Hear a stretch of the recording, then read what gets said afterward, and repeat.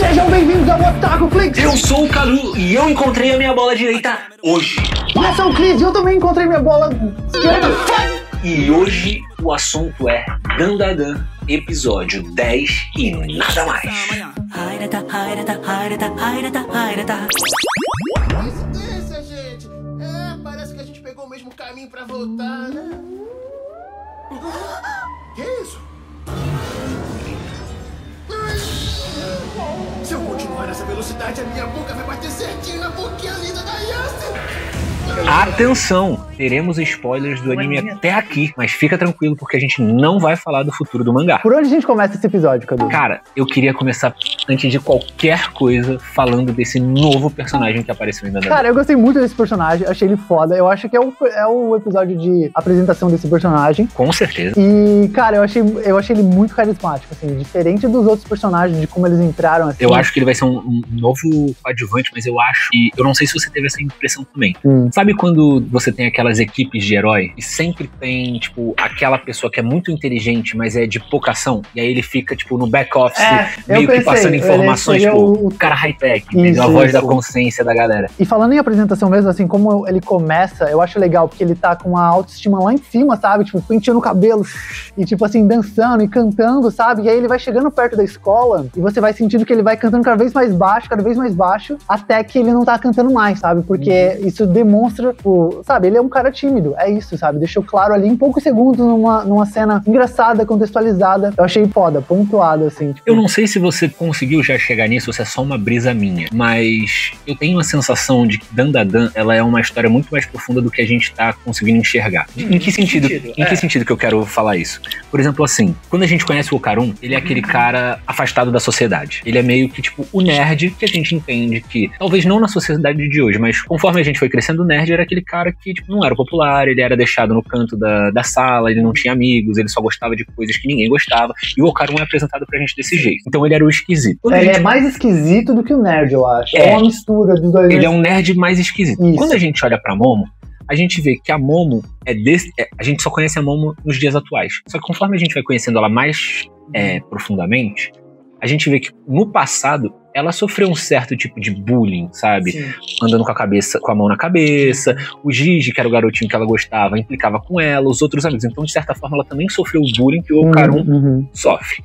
Então, o que eu tô tentando desenhar com toda essa imagem que eu criei? É que todos eles são estranhos de alguma forma.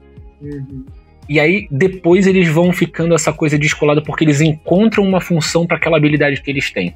Então a Momo descobriu uma função para a habilidade espiritual dela, o Okarun deu um novo significado para os poderes de Velha Turma, e agora esse personagem novo, que a gente ainda não conhece muito, mas que a gente sabe que, de certa forma, ele tem uma moral elevada, mas que é mentirinha, sabe?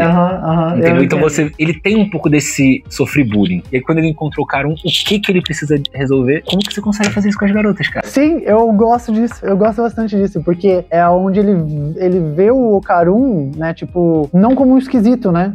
Sim. Mas, antes um pouquinho disso, cara, eu queria comentar que como é legal essa coisa de, tipo assim, ele chegou no episódio 5, sabe? Tipo, eu achei isso legal, sabe? Foda. Tipo, do nada. Brilhante. Porque assim, a gente reassistiu o episódio, só que da perspectiva dele. Exatamente. E aí a gente viu que, basicamente, naquele mesmo dia, quando o Okarun e Momo se procuravam, tipo, incansavelmente, esse cara assim, eu quero passar o dia com aquele nerd. Eu tenho que descobrir como ele é popular com as mulheres bonitas. Não, é muito louco isso, porque... Eu entendo aquelas pessoas que podem falar assim, mas ele tá reescrevendo a história, sabe? Porque ele apresentou de um jeito pra gente e ele tá falando que tem coisa ali que a gente não viu, que ele não mostrou pra gente. É que ele escolheu mostrar aquilo ali pra ser mais dinâmico. Não mostrar. Isso. É isso. E aí ele volta aqui e ele dá esse flashback quase nostálgico aqui, né? Porque... É um flashback pra gente, pro personagem, entendeu? Tipo, eu gostei bastante disso. O que eu gostei muito, assim, pra concluir esse assunto dessa cena, da introdução desse personagem, o que eu gostei muito é que a gente, nessa pouca interação que ele teve com o Okarun e com a Momo, a gente pôde conhecer um pouquinho do que é esse personagem. Ele é um cara que ele mistura um quê de ser sem jeito, sabe? Sim. Ele não tem muito jeito com pessoas ainda. Ele não tem uma habilidade social expressiva, digamos assim. Isso, ele é o nerd clássico, aquele que não sabe conversar com muita gente, só com quem sabe da mesma coisa que ele. Por isso que talvez ele tenha se sentido tão confortável de ir atrás do Okarun. A segunda coisa que eu vejo é que ele é um pouco ingênuo, porque assim, ele não entende que existe uma relação mais profunda entre o Okarun e a Momo, que já existe uma amizade lá, pra eles, por exemplo, exemplo, terem a malícia de fazerem piadas safadas, por exemplo. Sim, ele acha, picantes. Ele acha que aquilo ali veio do nada, entendeu? Como assim? Então são piadas picantes que ele faz. Então ele não tem um pouco dessa noção do que tá rolando ali de fato. E aí entra um pouco. Eu acho que ele é a mistura de sem jeito, com ingenuidade e sem noção. Ele é ingênuo, isso é verdade, porque eu acho que é esse ponto que não faz ele perceber essa relação já estabelecida entre o Lucarum e a Momo, né? Tipo, essa ingenuidade que ele tem. E por que eu falo isso? Porque até o último episódio, quase sempre que a gente ia falar de alguma coisa do Lucarum, eu falava assim, cara, eu me vejo muito no Lucarum. Sim. Eu era esse nerd sem jeito, não sei o quê. Só que com o Kinda aparecendo, eu falo assim, eu acho que eu era mais esse cara do que o Lucarum, tá ligado? Mas eu era... Não, eu acho que faz sentido. Eu já fiz essa mesma pergunta que ele fez pro Lucarum, eu já fiz pro amigo meu. Como que É porque a gente não vê, por exemplo, o cara interagindo com outro cara, a não ser o Jinji, né? Mas dentro da escola a gente não vê isso, né? Ele não tinha amigos. E aí eu também me identifico dessa forma, assim, que eu já cheguei também pra um brother, assim, sabe? Falei, tipo, como é que você, sei lá, como é que você falaria tal coisa pra uma garota, sabe? Tipo, esse tipo de coisa. Eu começo a desconfiar que o Sr. Tatsu era gente quando era mais novo também. Eu também acho. Isso, porque assim... Porque ele entende... Ó, aqui uma análise psicológica do criador de Dandadan. Não, porque assim, tipo, você vê como ele consegue ele entender muito mais as figuras masculinas, como o Jinji, o Karun e agora o Kinda, do que ele consegue entender, por exemplo, a Aira. Eu não queria criticar. Olha quantas camadas de personalidade esse Kinda tem. Em poucos segundos, como é trabalhado, sabe, essa interação. Mas eu não quero criticar, por favor, não pare de assistir o vídeo. Sr. Tatsu, ele te ama. Nós chamamos, Sr. Tatsu. Sabe por que eu falo isso? Porque eu tava vendo os gráficos dos nossos últimos vídeos e bem na hora que eu falei, uma crítica negativa caiu 15% da audiência. Durante a frase, caiu 15%. É muita gente, então, tipo, eu não vou mais falar nada disso. Desculpa aqueles que escutam a gente, ele só quer o amor de vocês também. Dinheiro! Vamos pro próximo assunto, Cadu, vai. Próximo assunto, eles encontram um Godzilla. Antes de você continuar, você acha que ele é um espírito ou um alienígena? Um alienígena, né? Você chegou a essa conclusão, ele é um alienígena. Primeiro que ele parecia ter um aparato tecnológico quando ele estava invisível, por isso que eu tendo a acreditar que ele é mais alienígena. Segundo que a primeira bola já estava com espírito, sabe? Um espírito sobrenatural. Seria legal a outra bola estar com um alienígena.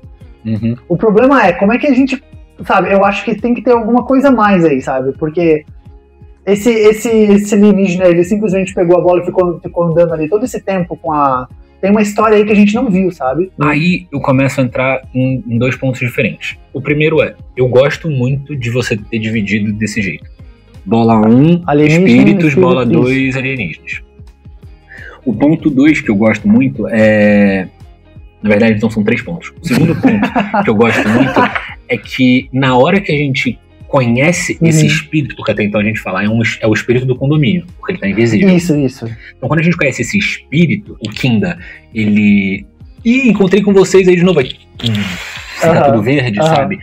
Isso daí é muito o que acontece na escola quando a gente vê o monstro do Lago Ness. É muita parada alienígena. É a parada alienígena, de você tá tirando eles do mundo, tá colocando eles dentro de um lugar que tá a parte desse tempo, do tempo real, do mundo real. Quando isso acontece, já muda a minha visão.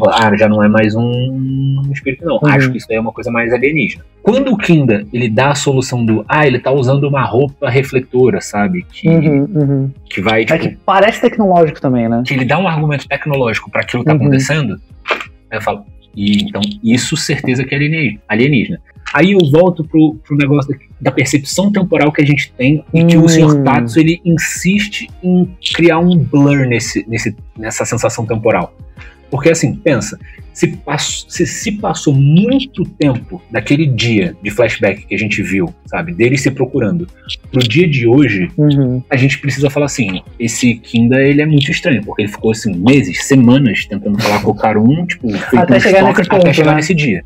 Então ele é um cara muito, muito, muito esquisito. E eu não acho que ele seja esse cara muito, muito esquisito. Do episódio 5 até agora, o episódio 21, a gente teve a história da Aira, a gente teve a história do Jinji, a gente teve a história do manequim maluco. É difícil você tentar entender o quão obcecado esse cara ficou pelo Karun, o quão normal isso é. Porque se eu vir e falar assim, ele ficou 1 ano obcecado pelo Karun, esse cara é maluco. Se eu falo, esse cara tá, tipo, 10 dias tentando entender como o Karun fez pra se aproximar da Aira, tipo, ele é um nerd solitário.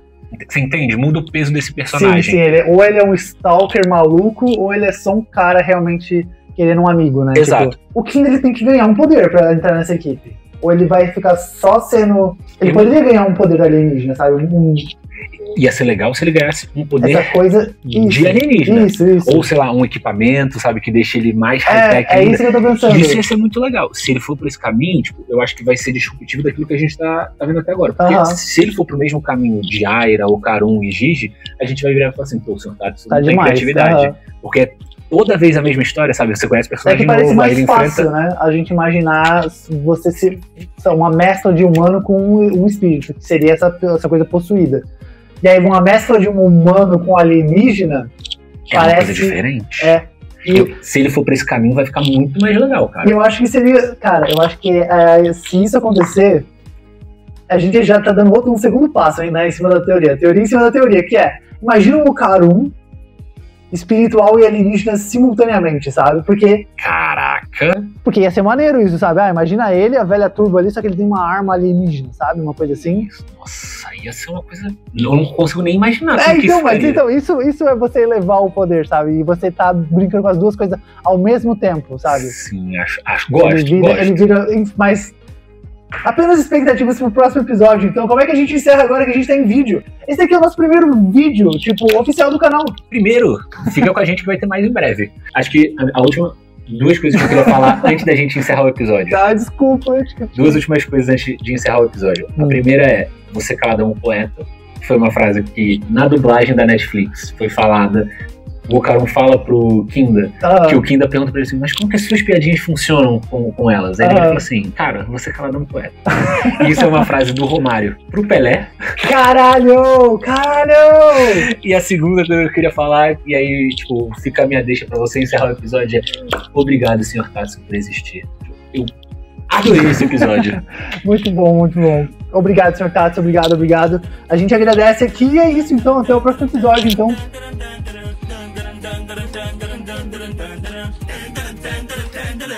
Como é que é a piadinha que você fez aí? Então, a primeira piada pode ser... Um pode falar assim... Eu tenho minha bola esquerda, eu tenho uma bola direita, eu gostei disso. Ou então, tipo assim, um encontra a bola e o outro perdeu. Tipo assim, porra, bem no dia que eu perdi a minha esquerda, caralho. Sabe? Não, parece que a gente trocou de bola, que horror. Tá, então, eu sou o Cadu e eu encontrei hoje a minha bola direita perdida.